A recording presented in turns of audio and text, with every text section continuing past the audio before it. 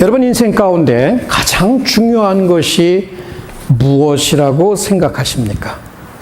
어떤 사람들은 아마 돈이라고 얘기할지 모릅니다. 돈 없으면 아무것도 할 수 없기 때문에 그렇겠죠. 돈이 있으면 모든 것을 할 수 있다고 생각하기 때문이겠죠. 어떤 사람들은 아니야, 돈보다도 건강이 중요해. 건강이 없으면 돈이 많아도 할 수 있는 일이 없잖아. 건강이야말로 인생 가운데 최고로 가치 있는 것이야. 이렇게 얘기하는 사람들도 있을지 몰라요. 그러나 조금 더 생각하는 사람들, 아니야, 그래도 인간관계야. 관계가 중요해. 돈이 있으면 뭐하고, 건강하면 뭐해. 인간관계가 다 망가지면 어떻게 행복한 삶을 살 수 있겠어. 원만한 관계야말로 인생에서 가치 있는 일이지. 이렇게 말하는 분들도 있을 것입니다. 그래요, 여러분. 인생에서 가치 있게 여기는 것들이 사람마다 다를 수 있습니다. 아마 여러분 중에는 이렇게 생각하시는 분들 있고, 또 다르게 생각하면 가정이 최고지.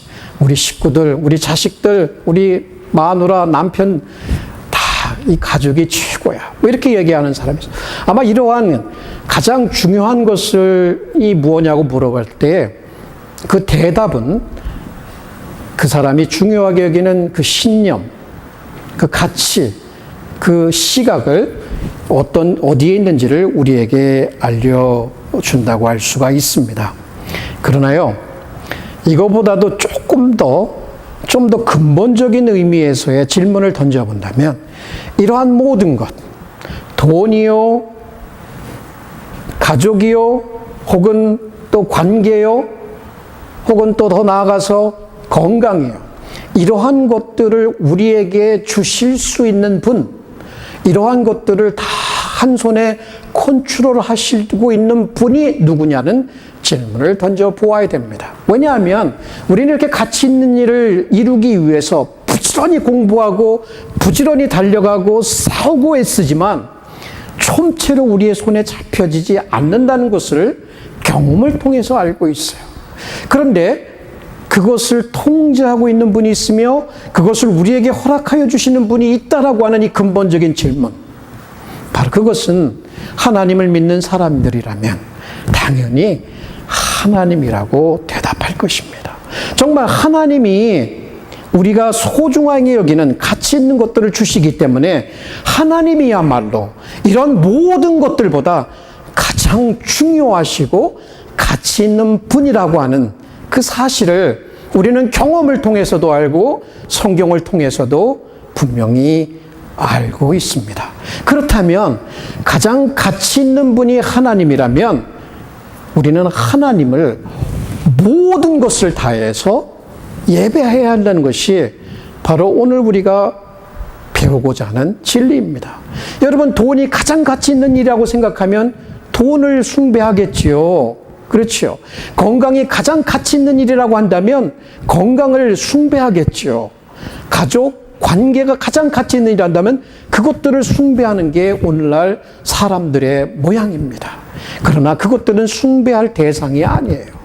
하나님이 우리에게 은혜를 주시는 것이고 하나님이야말로 가장 가치 있는 분이기 때문에 우리는 그분을 우리의 가진 모든 것을 다해서 예배해야 된다. 오늘 바로 이 이야기가 그것을 우리에게 시사해 주고 있습니다. 여기에 등장하는 다윗 어떻습니까? 쭉 본문 말씀을 읽어보았지만 간단하게 요약한다면 하나님의 궤를, 언약궤예요. 언약궤를 자기가 살고 있는 다윗성으로 이제 모시고자 그래서 국민의 여론을 모아서 국민의 동의 가운데에서 그것을 옮겨오려고 합니다. 얼마나 좋은 의도예요. 얼마나 선한 마음이에요. 그런데 예기치 않은 일이 발생하는 거예요. 오는 도중에 그것을 몰던 우사라고 하는 친구가 갑자기 소가 덜컹하니까 그것을 손으로 잡아버렸어요. 그랬더니 그 자리에서 즉사하고 말았어요. 아니, 도대체 이런 일이 발생할 수가. 마음에 굉장한 두려움과 원망과 분노가 있었어요. 에이, 안 되겠다. 오벳에돔 집에 갖다 놨어요. 그랬더니 오벳에돔 집에 3개월을 머무는 동안 하나님께서 그 온 집에 말할 수 없는 축복을 부어주셨단 말이에요. 그랬더니 다윗이 그 소식을 듣고 다시금 언약궤를 매게 하고 돌아오게 됩니다. 그러면서 그 앞에서 자기의 가진 최고의 좋은 것, 소와 기름진 것들을 하나님 앞에 드리면서 덩실덩실 춤을 추는 거예요. 그 기쁨이 얼마나 강했는지, 마음의 기쁨을 억누를 수 없으니까 몸이 덩실덩실 춤을 추면서 하나님의 언약궤가 오는 것을 환영하며 예배하고 있었다라는 얘기예요. 바로 이 얘기, 우리가 성경을 읽으신 분들은 알고 있고 또 오늘 처음 읽으신 분들은 처음 듣지만 바로 그 이야기입니다. 이 이야기를 통해서 다윗이 보여주는 건 뭐예요? 하나님의 언약궤 뭐예요? 하나님을 하나님의 임재를 대표하는 그 언약궤가 삶의 중심에 들어와 가장 중요하다는 가치를 인정했던 다윗. 그리고 그 앞에서 마치 어린아이처럼 덩실덩실 춤을 추고 있는 이 천진난만한 일국의 대왕. 참 그려지지가 않죠.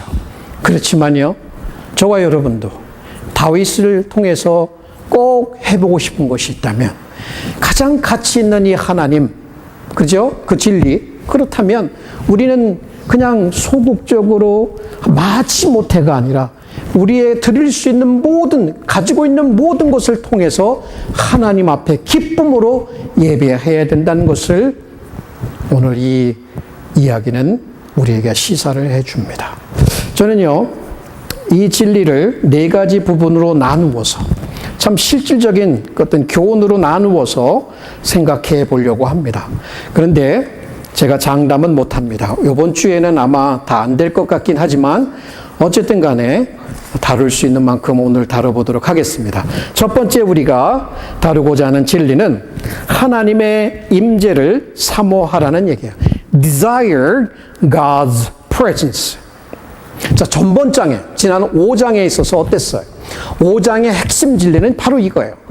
만군의 여호와께서 다윗과 함께 하시니 다윗이 점점 더 강성해졌더라.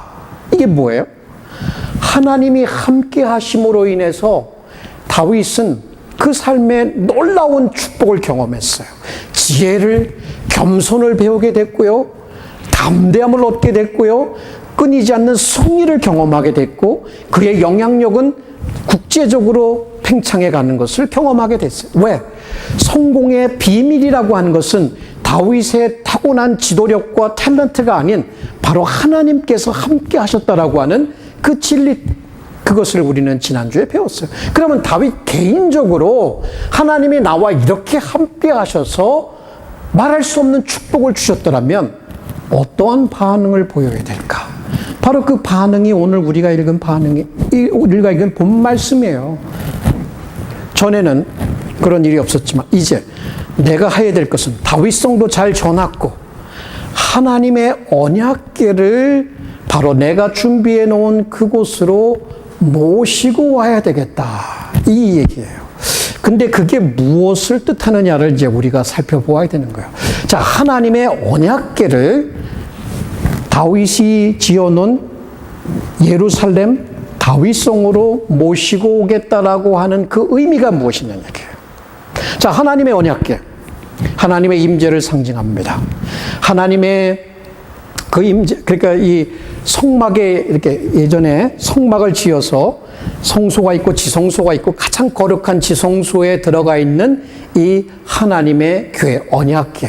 이것은 하나님의 특별한 임재, 그 백성 가운데 함께 하셔. 나는 너의 하나님이고 너희는 나의 백성이 되고 내가 너희와 함께 하겠다는 이 언약이 바로 거기에 있습니다. 그러나 이 언약궤는 지난 수백 년을 통해서 거기에 나타난 이스라엘의 역사와 신앙과 그들의 그 애환과 그 어려움 가운데 함께 하셨던, 그들을 먹이시고 인도하시고 보호하시고 그들을 위해서 싸우셨던 그 하나님의 말할 수 없는 은혜가 거기에 다 농축되어 있는 거예요. 이스라엘의 그 고난 많은 역사 가운데서도 하나님이 그들을 이끌어내셨던 그 신앙의 역사가, 그들의 기원이 바로 언약궤에 농축되어 고스란히 담겨져 있단 말이에요. 그런데 사울 시대 때는요, 이게 천대를 받은 거예요. 사울은 자기의 그 권력욕에 눈이 멀어서 다윗을 제거하는데 국력을 낭비하고 자신을 낭비했고 하나님의 뜻을 거스렀던 왕이에요. 그렇다면 한때는 하나님을 섬기는 제사장을 85명이나 처형을 해버렸던, 그러니 사울 시대에 하나님의 언약궤가 무슨 아무런 의미도 없었고, 오히려 하나님의 언약궤가 대표하는 그 상징성을 거슬러서 행동했던 것이 사울이었단 말이에요. 그런데 이제는 다윗은 하나님이 함께 하셔서 자신에게 주셨던 그 많은 축복을 생각하면서 첫 번째로 행해야 되는 게 뭐냐면 종교 개혁입니다. 바로 이 하나님의 임재를 상징하는 궤를 행정적으로, 경제적으로, 정치적으로 종교의 중심지인 예루살렘으로 모시고 들어온다. 이것은 자기 개인의 삶과 이 온 이스라엘 국가의 삶의 가장 중심에 하나님을 모시겠다라고 하는 다윗의 이 선한 마음이 들어있다라고 하는 얘기예요. 놀랍지 않습니까? 이 놀라운 거예요. 이거는 정말 놀라운, 정말 순수한 모습이 아닐 수가 없어요. 여러분, 하나님의 임재를 사모하십니까? 대체로 우리가 인간관계를 생각하면서 이런 부분을 한번 느끼게 됩니다. 어떤 사람하고 함께 하고 싶으세요? 좀 도움이 될 만한 사람? 내가 좀 배우고 싶은 그 사람하고 함께 있으면 뭔가 귀중한 교훈을 배울 수 있는 사람들? 그래도 이런 사람들 찾겠죠.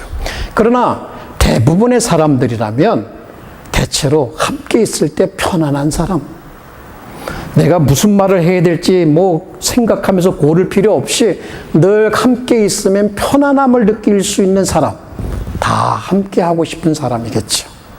그런데 한 가지 더 물어보면 정말 함께 하고 싶은 사람이 있어요. 하루 24시간 내내 함께 하고 싶은 사람이 있어요. 누구예요? 사랑하는 사람이에요. 데이트할 때는 다 그랬잖아요, 여러분들. 데이트할 때는 좋으니까 같이 있다가 헤어질 때 헤어지기 몰라서 쭉 가면서도 쳐다보고, 헤어지고 가면서 요즘 전화가 있으니까 전화 걸어서 어디쯤 가고 있어? 잘 갔어? 집에 가서도 전화하고, 졸림이 오는데도 전화하고, 이런 거 있잖아요. 애들 보면, 우리 이제 데이트 다 끝났으니까 데이트하는 커플 있지만 그런 거예요. 사랑하기 때문에. 그렇다면 하나님과 함께하고자 한다. 하나님이 나와 임재라는 거 함께하는, 하나님과 함께하고자 원한다라고 하는 이 이슈는 근본적으로 무슨 이슈예요? 하나님을 사랑하는가 안 하는가 이슈예요. 그런데요, 마치 우리가 하나님은 놀라운 율법주의자처럼 생각해요. 이 온 우주를 다 샅샅이 뒤지면서 찾아다니는 이 우주의 경찰, 하나님, 불편해. 혹시 내가 잘못하는 거 없나? 너 그거 아니야. 이런 식으로 하나님을 우리가 그런 식으로 생각하고 있다면 결코 하나님과는 함께 하고 싶지 않을지 몰라요. 아마 대부분 여러분 신앙 초기에 뜨거운 성령의 체험을 하고 하나님의 마음, 여러분의 마음에 하나님의 사랑이 구구절절히 느껴질 때, 열렬하게 느껴질 때는 교회 오지 말래도, 기도하지 말래도, 성경책 보지 말래도, 헌금 내지 말라고 해도 자발적으로 다 했을지 몰라요. 그때는 첫사랑의 시기였어요. 그런데 부부들도 결혼하고 나면, 사랑하는 사람들 결혼하고 나면 당연시 여기잖아요. 늘 옆에 있으니까 당연시 여겨. 지난번에 한 목사님 통해서 들으니까 하루 종일 은퇴하고 나서 세끼 얻어먹으면 뭐라고요? 삼식이라고. 불편한 거예요. 서로 같이 있으면. 좀 나가줬으면 좋겠어, 편하게. 이런 식의 관계가 되는 거, 부부 사이에도. 혹시 하나님과 여러분의 관계가 좀 불편하게 느껴지시고 함께 있으면 괜히 잘못한 것 들춰내는 것 같고 이런 거라면 그만큼 하나님을 사랑하면서 하나님의 사랑을 먹고 마심에 있어서 많이 멀어졌다는 증거입니다. 어떻게 해야 될까요? 어떻게 해야 될까요? 자, 다시 한번 생각하십시다. 우리가 오늘 이렇게 먹고 마시고 살아갈 수 있는 것, 하늘의 백성으로 살아갈 수 있는 것, 우리가 이 세상의 사명을 마치고 되면 하나님의 품으로 돌아갈 수 있는 것, 이 은혜를 누가 주셨습니까? 우리를 위해서 이 땅에 오셔서 그 천한 삶을 사시면서 자기의 것 하나도 추구하지 않으시고 모든 것 아낌없이 다 내어주시고 십자가에 돌아가신 우리 주 예수 그리스도. 진짜 사랑하니까 죽으시잖아요. 진짜 사랑하시니까 죽으셨단 말이에요. 그 사랑을 우리는 다시금 생각해야 합니다. 아니, 매일 생각해야 합니다. 아니, 그것을 매일 붙들어야 합니다. 그래서 그 사랑에 녹아지고 그 사랑에 감동을 받고 그 사랑이 새심이 되도록 우리는 그 사랑을 늘 생각하고 되새기는 시간이 있어야 합니다. 기도 가운데, 매번의 예배 가운데, 친교 가운데, 삶 가운데, 묵상 가운데. 그래서 그 사랑이 다시금 우리의 영혼을 불붙게 하면 하나님 어디 계십니까? 저 삶으로 밀어놓았던 삶, 하나님 다시금 우리의 삶으로 모셔드립니다. 가장 정중앙에 계셔서 그분과 나누는 그 대화, 그분과 함께하는 그 달콤한 시간. 자, 이것이 우리의 마음에 사모되어져야 합니다.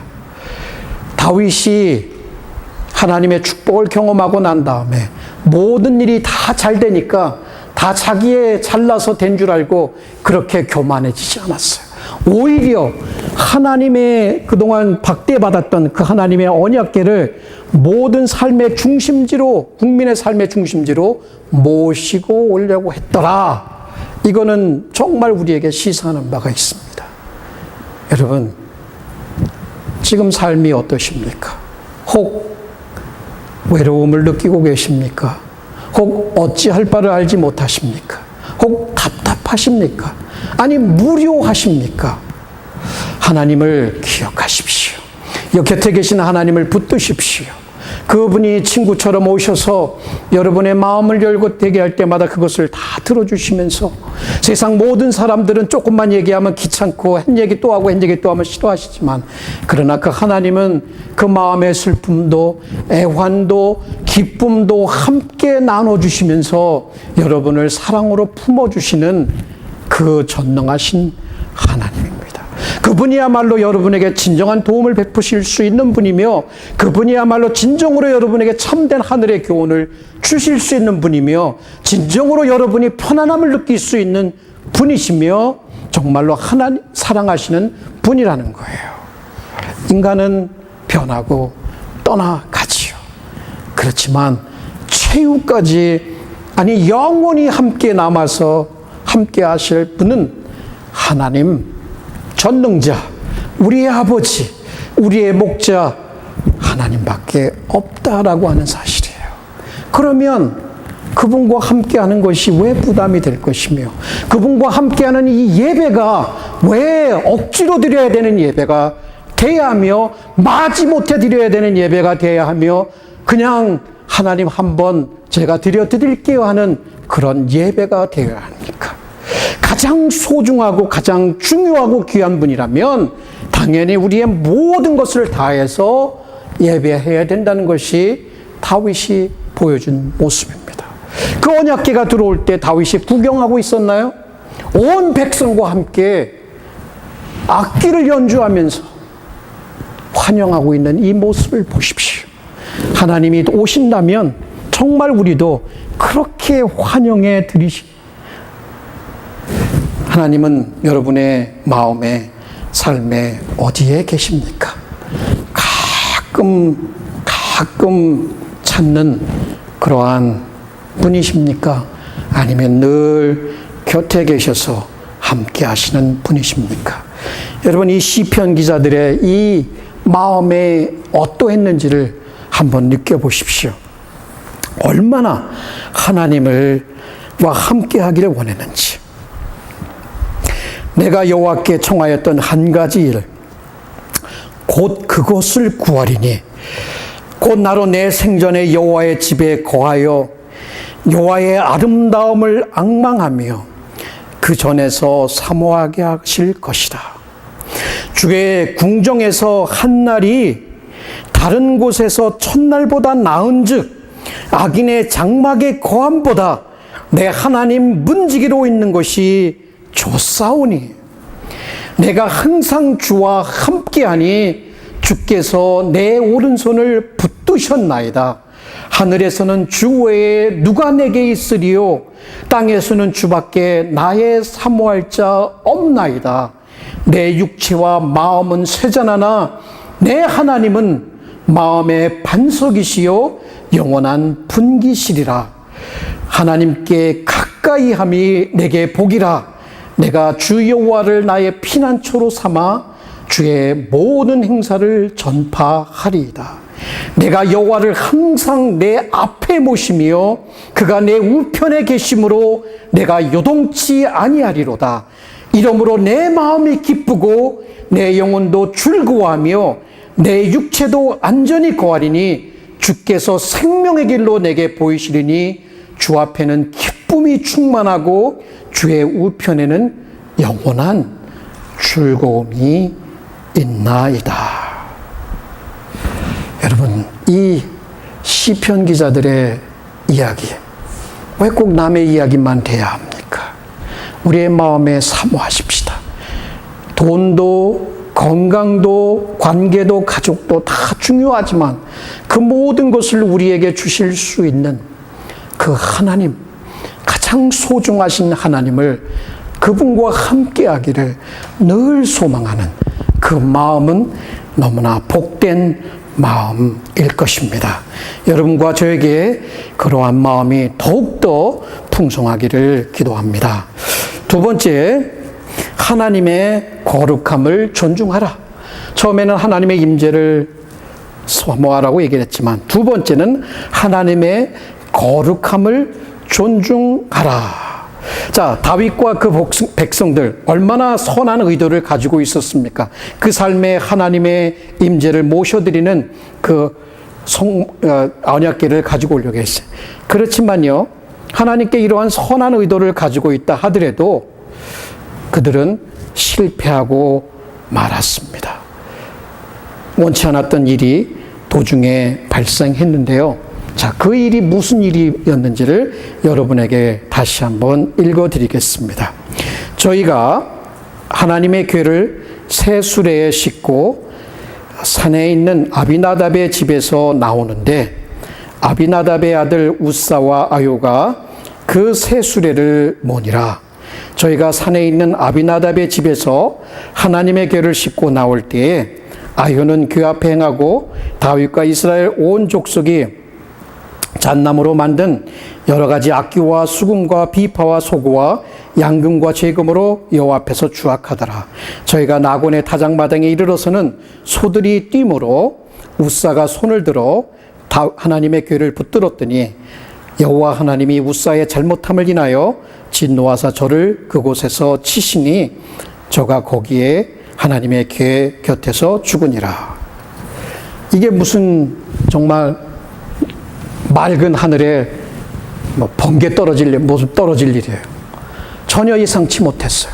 다들 백성들이 즐거워하고 있는데 갑자기 그 즐거운 마음에 찬물을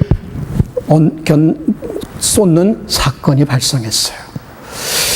여기서 우리는 이 문제를 어떻게 이해해야 될까? 자, 하나님은 우리가 너무나 가까이 하고 싶은 분이시기도 하지만 그러나 꼭 지켜줘야 될 것들이 있다라고 하는 것을 여기서 발견합니다. 다윗과 우사가 결정적으로 잘못한 일이 두 가지가 있습니다. 한번 그 일을 살펴보도록 하겠습니다. 첫 번째, 다윗의 경우에 다윗은 선한 의도는 가지고 있었지만 원래 이 언약궤라고 하는 것은 레위 사람들만이, 선택받은 레위 사람들만이 어깨에다가 이렇게 매거나 손으로 이렇게 짚고, 손으로 짚거나 어깨에 매고 이렇게 해서 이렇게 운반을 해야 되는 거야.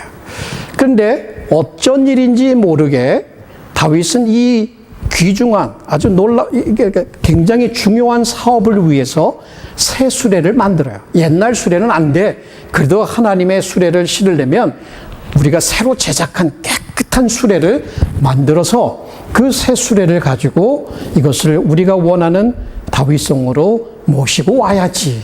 이런 선한 의도가 있는지 모르겠습니다. 그러나 중요한 것은 하나님께서 이미 그들에게 주신 말씀이 있었습니다. 그 말씀은 바로 이것입니다. 가로되 레위 사람 외에는 하나님의 궤를 맬 수 없나니 이는 여호와께서 저희를 택하사 하나님의 궤를 메고 영원히 저를 섬기게 하셨습니다. 운반하는 방법이 잘못됐던 거예요. 아무리 의도가 좋다 하더라도 새 수레에 싣고 가는 것은 하나님이 허락하신 방법이 아니었다는 얘기예요. 지금 오늘날의 우리의 기준으로는 이해할 수 없어요. 중요한 포인트는 다윗이 그만큼 용이 주도하게 선한 의도가 있다면 그 사업을 이루기 위해서라면 하나님의 말씀을 따라서 하나님이 원하시는 방법을 따라서 그것을 이루어 드려야 되는데 그렇게 하지 못했다라고 하는 것이 다윗의 의도하지 않은 실수였던 것입니다. 그것은 마치 하나님의 말씀을 주의 깊게 지키지 못했을 때에 하나님의 거룩함을 드러내지 못했다는 것과 같은 것이에요. 마치 하나님께서 이러한 명령을 주셨을 때, 그까짓 게 뭐가 중요해?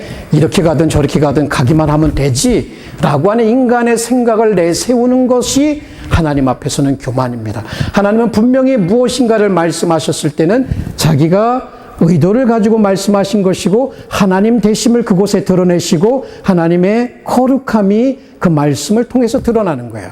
그래서 우리가 하나님의 말씀을 따른다라고 하는 것은 이 모든 사건, 삶의 중심에 우리가 아닌 하나님이 주인 되신다라고 하는 것을 드러내며 하나님이 근본적으로 우리와 다르시다라고 하는 것을 드러내는 거예요. 그래서 우리가 불순종한다는 것은 하나님을 거역하는 것이며 하나님의 다름을 드러내지 못하는 결과를 우리에게 주지요. 자, 두 번째는 이 우사는 어떤 잘못을 범하였을까? 우사는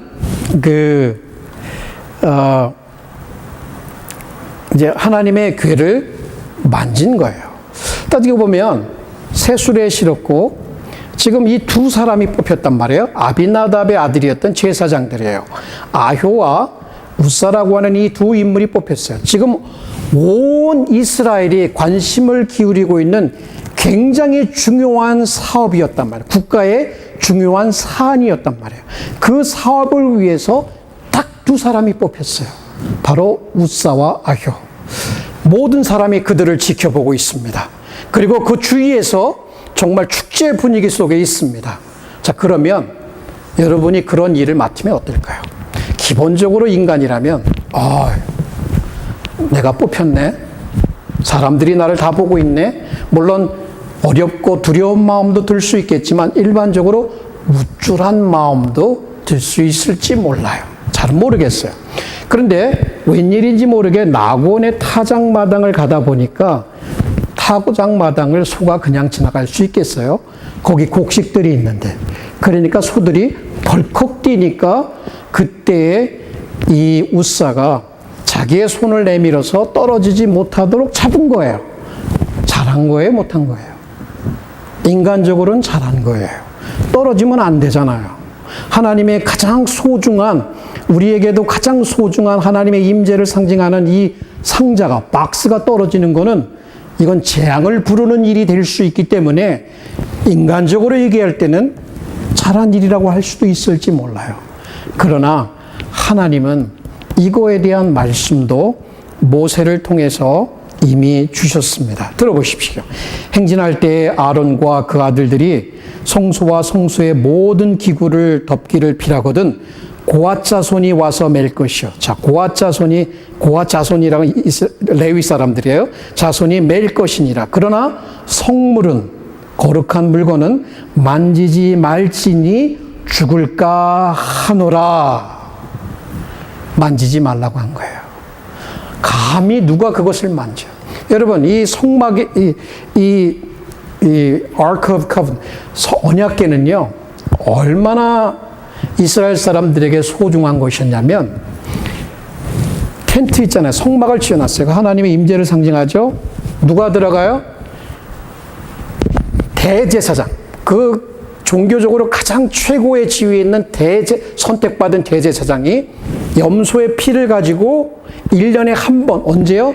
대속죄일 날, 욤키플 때 그 피를 가지고 성소로 들어가서 더 거룩한 지성소로 들어가면 거기에 바로 이 언약궤가 있어서 거기에 피를 뿌리고 자기의 죄와 백성의 죄를 사할 때 한 번, 1년에 한 번 딱 보는 거예요. 그거를 누가 만져요?